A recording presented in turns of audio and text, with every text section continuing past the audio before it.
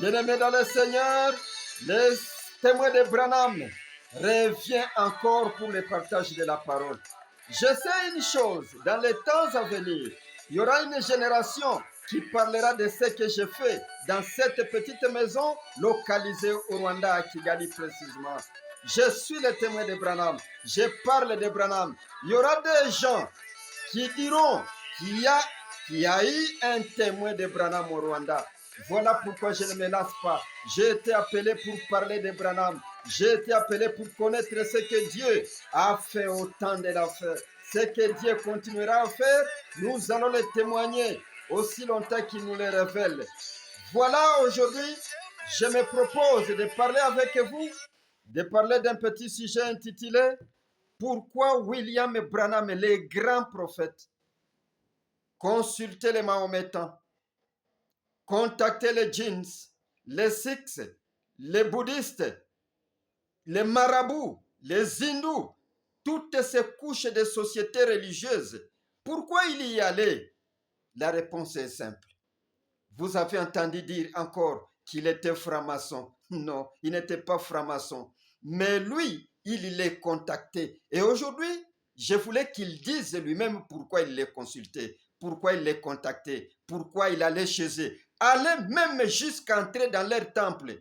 Lui obligeait même d'ôter les souliers et il y entre.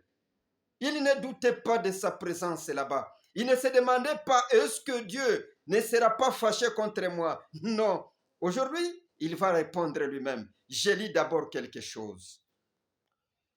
Écoutez ce que Paul dit ici, qui se répète au temps de la fin. Écoutez. Et sans contredire, le mystère de la piété est grand. Celui qui a été manifesté en chair, justifié par l'Esprit, vit des anges prêcher aux gentils, cru dans le monde, élevé dans la gloire. Dieu. Savez-vous que cela s'était encore répété au temps de la Odyssée? Dieu et l'homme à ce moment-là, quand Paul déclara cela, Dieu était encore dans l'homme, Jésus. Dieu et l'homme étaient un. Et au temps de la fin, je ne le déclare pas, bien que je suis témoin de ces choses. Mais écoutez ce qu'il dit, lui-même le grand prophète. Je lis dans Christ et le mystère de Dieu révélé. Christ et le mystère de Dieu révélé, c'est une seule prédication. Au paragraphe 474, écoutez ce que je lis. Voilà les grands mystères de l'amour de Dieu. 1 Timothée 3,16, c'est le grand mystère de l'amour de Dieu qui se répète aujourd'hui. Je continue. Voilà le mystère voilà le mystère de l'amour du Dieu exprimé. Dieu et l'homme sont devenus un. Voyez, tout ça, c'est Dieu et l'homme qui sont un. Dieu et l'homme étaient un là-bas quand Paul déclara cela. Dieu et l'homme sont un ici. Quand je vais aussi déclarer cela, les témoins de Branham déclarent encore cela, tous partout où ils sont. Et c'est la vérité. Voilà la colonne de feu qu'il avait identifiée comme étant le tabernacle de Dieu. Dieu et l'homme sont un, étaient un là-bas, Dieu et l'homme sont un ici. Je m'arrête là, c'est ce que je voulais. J'ajoute cette écriture. C'est la prédication ta bonté. Ta bonté prêchée quand? Prêchée le 28 février 1958. Je prends le paragraphe 43. Mais ceux qui sont très indifférents, ils voient Dieu accomplir des miracles et faire des choses comme quand il était ici sur la terre. L'évangile est prêché et ils restent assis là, mâchant leur chewing gum, refont leur maquillage, disent « Ouais, je pense que c'est juste. » Mais comment pouvez-vous échapper au châtiment de la colère de Dieu? Tout ça se réalise. Vous voyez même la photo, les témoins de Branham sont en train de crier partout et vous restez indifférents. Alors que Dieu et l'homme étaient encore ici, sur la terre unie. Alors que les témoins de Branham crient, Dieu et l'homme étaient un là-bas, Dieu et l'homme sont un ici. Qu'est-ce que nous allons faire? Le même esprit qui anima Paul, c'est le même esprit qui nous anime aujourd'hui, car Jésus-Christ est le même hier, aujourd'hui, éternellement. Maintenant, c'est quoi? Dieu a été manifesté dans la chair humaine, vit des hommes, prêcher l'évangile, circula le monde 7 fois. Tu sais qu'il est arrivé même dans des pays africains. Alors c'est quoi? Pourquoi il allait même chez les Mahométans, les bouddhistes, les djinns, les sikhs, toutes ces couches-là des sociétés religieuses, il les consultait. Pourquoi? Alors descendons et qu'ils nous disent pourquoi. Je prends la prédication intitulée Le lieu d'adoration que Dieu a choisi, qui a été prêché le 20 février 1965. Je prends le paragraphe 13. Et aujourd'hui, on entend dire tellement de choses de gens dans le monde aujourd'hui. Comme je suis missionnaire, j'ai fait plusieurs voyages outre-mer et autour du monde. J'ai été en contact avec beaucoup de religions différentes, comme les Bouddhas et les musulmans et les Sikhs et les Jains et quoi encore des religions du monde. Alléluia. Et plus ici, chez nous aux États-Unis et d'autres pays étrangers, et rencontrer toutes nos différentes églises, comme nos églises dénominationnelles, en commençant par les catholiques romaines primitives, et ensuite les grecs, et ainsi de suite, et les différentes rites, ainsi jusqu'à 3 points de suspension. Tous les âges dénominationnels, de 900 et quelques dénominations protestantes. Maintenant, aucune d'entre elles, bien sûr, on peut, je m'arrête là. Il a contacté toutes ces couches-là que nous avons citées. Même aller jusqu'à Rome, aller voir les papes de Rome.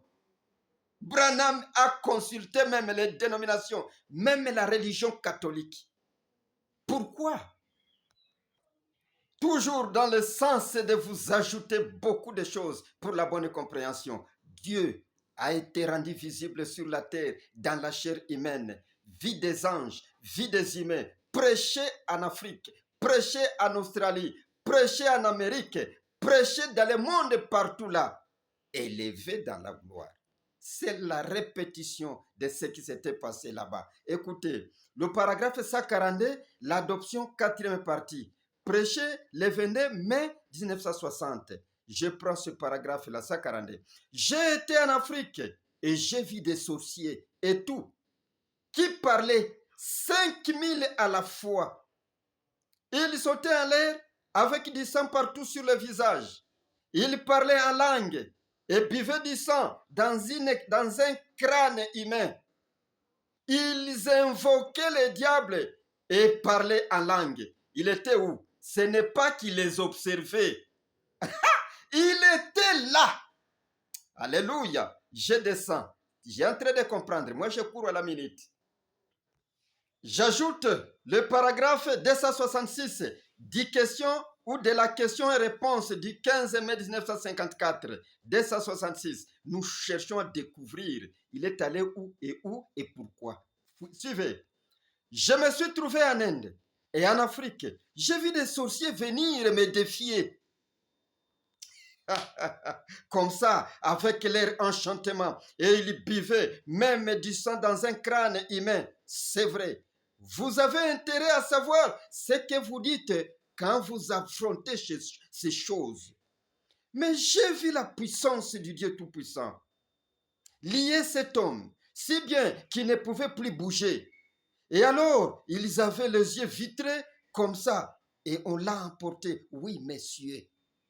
J'étais en Inde, en Afrique, quand les démons sont venus me défier. D'abord, entrer en contact avec eux. Ensuite, les démons les poursuivaient aussi. Pourquoi? Alléluia. J'ajoute encore, il y a ici plus que Salomon. Prêchez quand?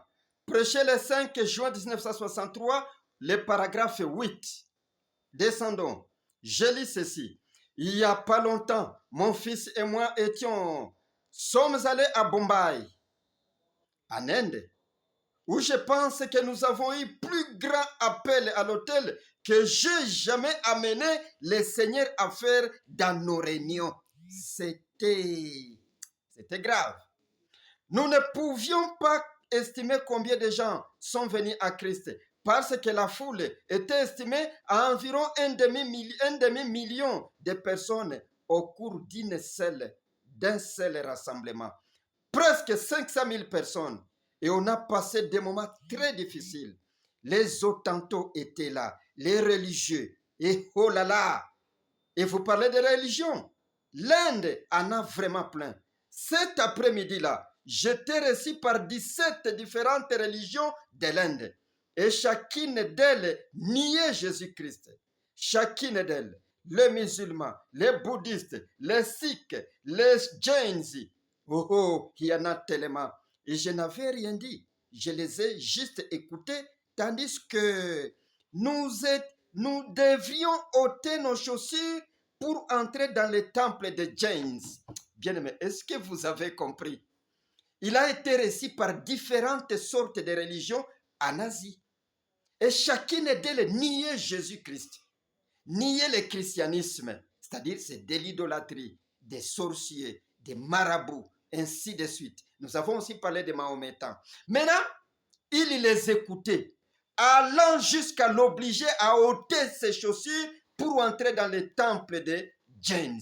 Et il l'a fait. Pourquoi?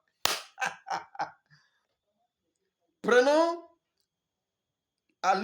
lorsque leurs yeux s'ouvrirent. Prêcher quand? Je vais d'abord voir la date ici. Prêcher le 16 avril 1964. Je vais lire ceci. Je lis. Paragraphe 119. J'ai vu des sorciers et des magiciens parler en langue. Je les ai vus sauter et pousser des cris. J'ai vu des Mahométans s'enfoncer des esquilles sous leurs ongles, hurler plus fort que je n'ai jamais entendu des pentecôtistes les faire de toutes manières. Mon point de vue ici, c'est que je voulais vous faire voir. J'ai vu les Mahométans s'enfoncer des esquilles sous leurs ongles et hurler plus fort que je n'ai jamais entendu des pentecôtistes le faire de toute ma vie. Ici, j'ai vu des sorciers et des magiciens parler en langue. Il était où? Il les avait suivis dans leur camp. Pourquoi il n'avait pas peur? Et pourquoi il les a contactés? Maintenant, suivez la suite ici, là où il affirme réellement. Si vous disiez, peut-être il les croisait en cours de route. Mais ici, il affirme que j'ai été dans leur cas. Je vais le lire où? Un vrai signe dont on ne tient pas compte. Un vrai signe passé inaperçu. Dit quand? Dit 19, dit 12 novembre 1961, je vais lire le paragraphe 213. Bien-aimé, pour être précis, écoutez une chose. Je lis lorsque leurs yeux s'ouvrirent, c'est Shekinah, la publication de Shekinah. Peut-être vous n'allez pas le trouver dans VGR, mais c'est le même paragraphe. Je lis un vrai signe dont on ne tient pas compte. La publication de Shekinah encore, le paragraphe 213. Vérifiez la chose et vous verrez que c'est vrai. L'homme ici, qui a la colonne de feu au-dessus de sa tête, Dieu et l'homme devenant un encore dans le temps présent, c'est-à-dire dans la Odyssée. Écoutez, je lis le paragraphe 213, un vrai signe. Eh bien, diriez-vous, j'ai parlé en langue. J'ai vu des démons parler en langue. J'en ai vu en Afrique qui buvait du sang dans un crâne humain, qui parlait en langue et qui invoquait les diables. J'ai été dans des cas où des sorciers et des magiciens parlaient en langue et en donnaient l'interprétation. J'ai vu des crayons qui avaient été posés sur la table, écrire en langues inconnues et quelqu'un venir en donner l'interprétation. Et c'était vrai. Ne me parlez pas des langues. Nous en avons trop maintenant. J'ai été dans leur cas, dans leur camp. Ils les avaient consultés, rencontrés dans leur camp. pourquoi il n'avait pas peur, pourquoi il y était allé. Branham est celui qui nous prêche, qui nous parle des deux puissances qui dirigent l'univers. Il nous parle des deux puissances qui dirigent l'univers, soit la puissance du Dieu Tout-Puissant, créateur de l'univers, ou soit la puissance du diable, l'imitateur du Dieu Tout-Puissant. Mais il se donne l'audace d'aller consulter cette puissance dans sa cage. Et il n'a pas peur. Pourquoi? Voilà Dieu et l'homme devenant un sur la terre. Bien-aimés, suivez. Je vais lire ceci dans les débats sur le parler en langue. Shekinah, la publication de Shekinah, 17 août 1960, je prends le paragraphe 3, l'alinéa A ou la strophe A et la strophe C, et je vais prendre le paragraphe 4.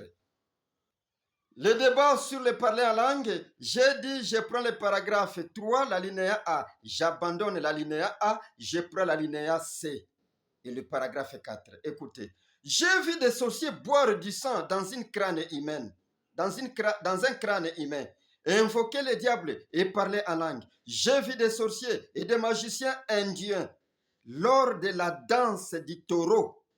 Ils s'asseyaient en un grand cercle, puis ils se présentaient, faisaient tous leur enchantement, et les sorciers venaient. Alors ils tournaient continuellement et sautillaient, et ils criaient et battaient des tam-tams, et ensuite les sorciers venaient parler en langue et leur donner l'interprétation. Voyez-vous, j'ai été dans des cas de sorciers que j'ai parcouru personnellement. C'est tellement vous. J'ai été dans des camps de sorciers que j'ai parcouru personnellement. Mais Branham, pourquoi vous y allez? Vous savez qu'il y a deux puissances. Vous allez provoquer cette puissance. Pourquoi? Écoutez. Maintenant, c'est ici où il y a la chose importante à retenir.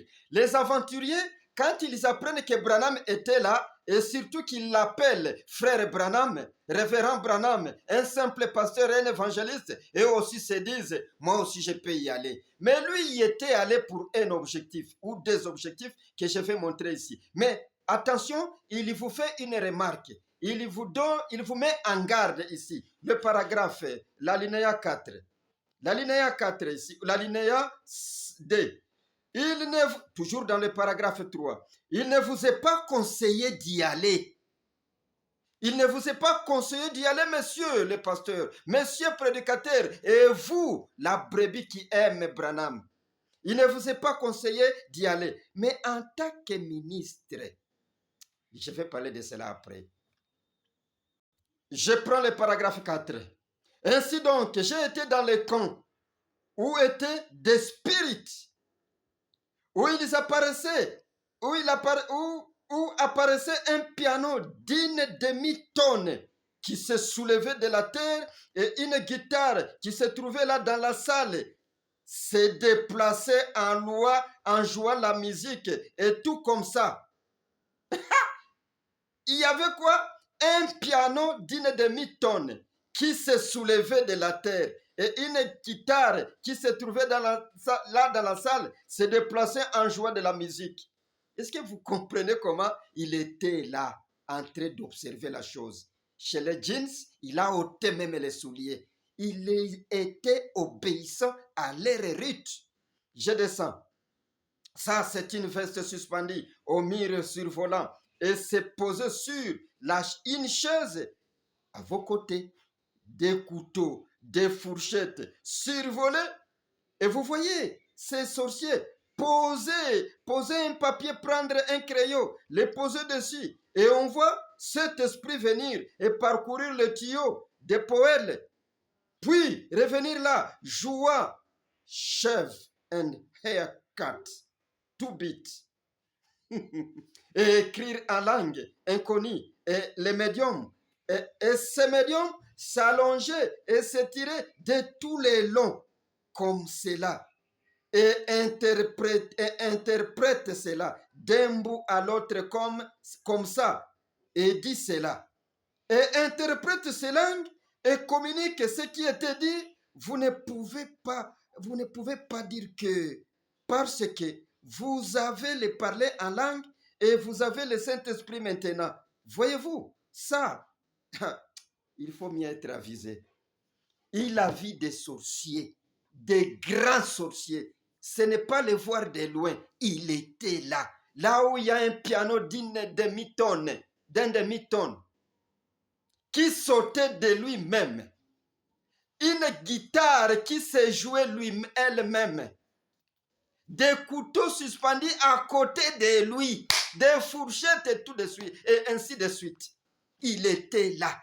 Mais, Seigneur Branham, finalement, ici, ah non, quand même. Il vient de vous dire, il ne vous est pas conseillé d'y aller.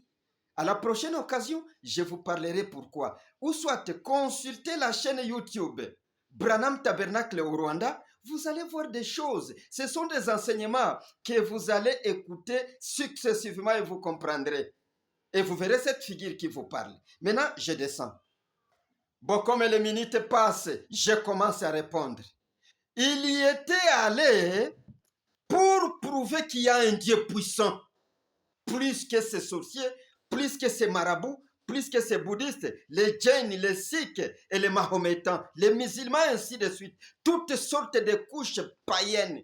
Il y était allé pour prouver qu'il est Dieu, qui est dans la chair humaine au temps de la fin. Écoutez, je vais le lire. Je lis dans Messieurs, nous voudrions voir Jésus. Du 11-12-1957, je prends le paragraphe 74, la strophe B et le paragraphe 75.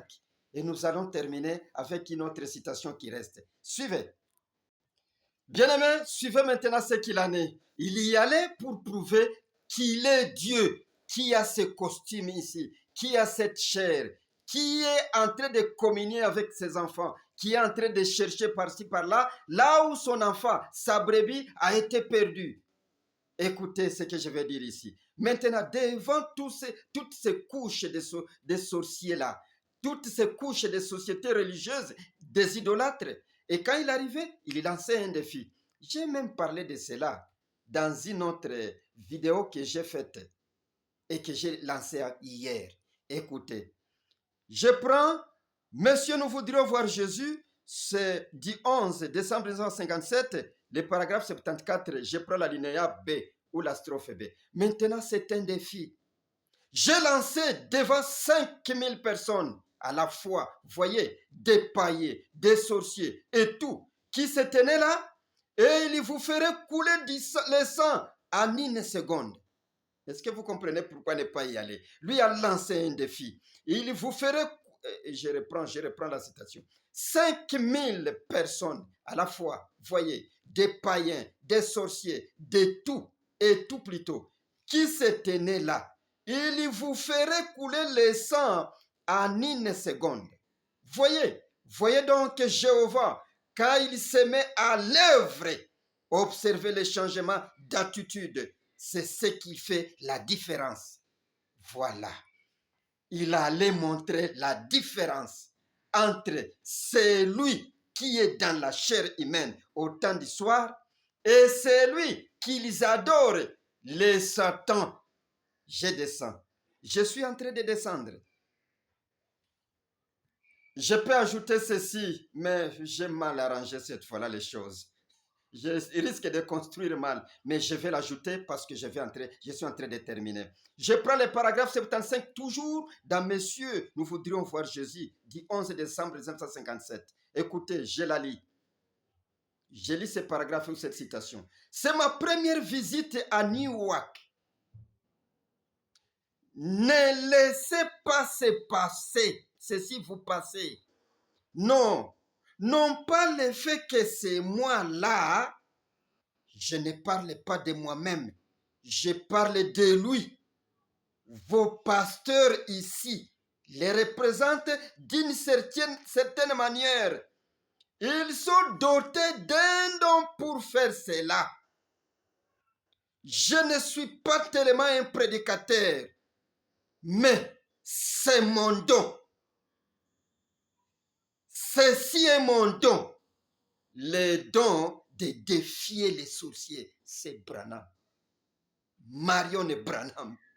Les dons qui étaient dans la chair humaine pour défier toutes ces couches-là, des sorciers, des djinns, ainsi de suite, c'était Branham, Marion Branham, c'est lui que vous voyez ici. C'était les dons qui étaient dans la chair humaine. C'est lui, celle qui peut faire ça. Voilà pourquoi il y allait. Il savait que j'ai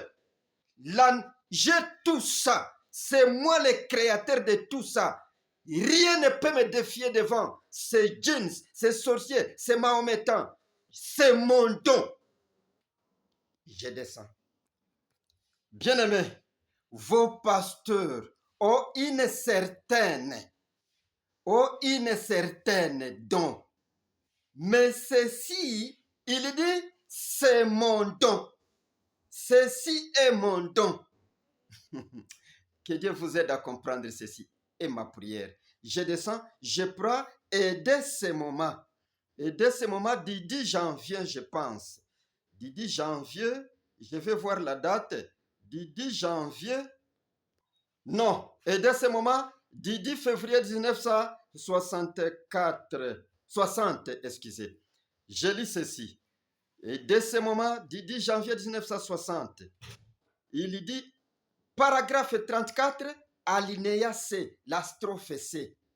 Ici, c'est Shekinah Publication, la publication de Shekinah. Dieu est puissant dans la bataille. Dieu est puissant dans la bataille. Vous devriez le savoir. Vous devriez le voir en Afrique, en Inde, partout. Un défi lui a été lancé pour une confrontation. Je l'ai vu faire terrasser un paralytique, des sorciers qui sont restés là, incapables de bouger. Il est Dieu.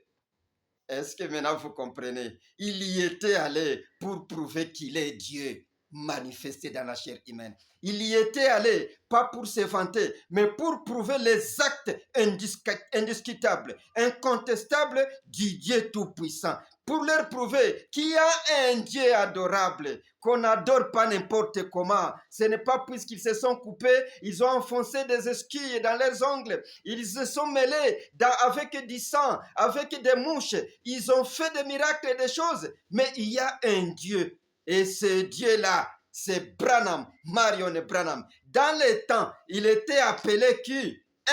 Elah Elohim. Quand il régnait sur la terre en tant qu'un homme encore, il était Melchisedec. Quand il visita Abraham, le même esprit, hier, aujourd'hui, éternellement, quand il visita Abraham, il créa une chair et se vêtit encore de cette chair. Il entra dans cet homme, il créa une autre chair pour Michael et une autre pour Gabriel. Il alla visiter Abraham. Abraham l'a appelé Elohim. Là, il ne s'était pas donné les noms. Et quand il est venu pour l'œuvre salvatrice, il a créé un corps dans le ventre de Marie. Il est descendu dans ce corps-là lorsque Jean baptisa Jésus. Puisque Jésus, avant cela, c'était un garçon sans sagesse aucune. Et Ésaïe avait prophétisé qu'il sera utile à Dieu que lorsqu'il saura séparer les biens et les mal. Et c'est en 30 ans, que le Saint-Esprit est entré en lui pour qu'il commence l'œuvre. Le même Jésus, après la mort et la résurrection, il est redevenu la colonne de feu. Il est redevenu esprit. Cet esprit apparut à Paul.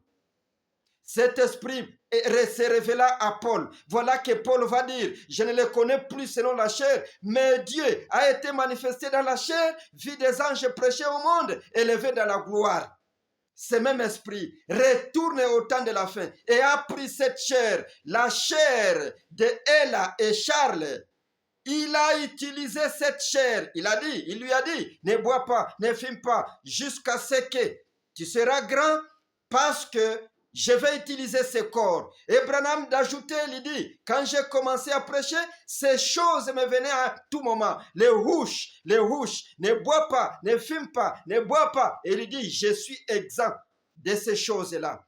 Dieu était un là-bas, Dieu et l'homme sont un ici. Ici où, dans l'âge de la Odyssée, l'âge du millénium, l'âge où Dieu tabernacle dans le corps, je ne le connais pas. aucun témoin sérieux, je vous dis, aucun témoin de Branham sérieux les connaît aujourd'hui selon la chair. Parce que cela s'est passé dans l'âge de la Odyssée. Mais aujourd'hui, nous les connaissons selon l'Esprit. Il nous a laissé les noms. Aujourd'hui, il se révèle au nom de Branham, Marion et Branham. Alléluia, c'est Jésus qui avait promis cela. C'est lui qui vaincra. C'est lui qui parlera de moi. C'est lui qui vous dira des choses à venir. J'écrirai sur lui mon nom nouveau. Et aller à la montagne Branham et Pique. La référence est claire. C'est se tenir à la brèche. Paragraphe 134 jusqu'à 156. Vous verrez l'événement. Comment Dieu a donné son nom à l'humanité à travers un prophète. Maintenant, mon ami, vous qui consultez les marabouts, vous qui consultez les Bouddhas, les musulmans, les mahométans, les sorciers, est-ce que maintenant tu peux comprendre qu'il y a un grand esprit qui peut vous aider? Tu peux maintenant comprendre aujourd'hui qu'il y a le Dieu immuable qui a revêtu la chair au temps de la fin et que tu peux contacter et tu auras des résultats palpables et escomptés.